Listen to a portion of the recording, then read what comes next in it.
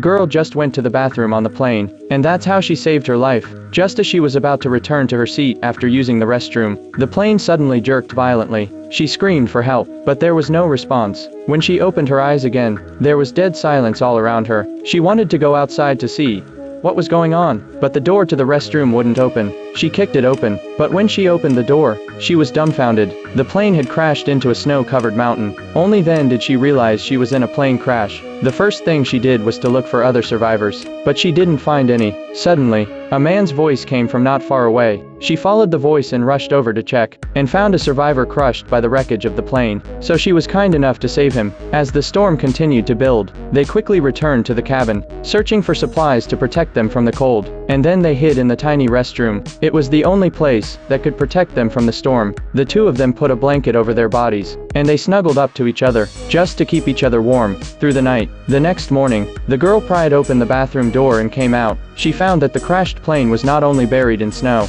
even the whole mountain was white. It was impossible to be found by rescuers. The girl was in a state of despair. At that moment, a man approached her. After hearing the man's advice, the girl regained her strength. But they can't hide here forever. In order to survive, the man asked the girl to follow him out of here. If there are people at the foot of the mountain, they can be saved. But the girl thinks she's going to die. Seeing that the girl insisted on waiting for help, the man had to leave her alone. But as she watched the man walk away, she followed him in fear. So the two of them embarked on a thrilling journey of survival. But after they climbed one mountain after another, they never found anyone. The girl began to blame the man, but the man had no better solution. As the girl reluctantly followed the man on his way, the man seemed to see something terrible.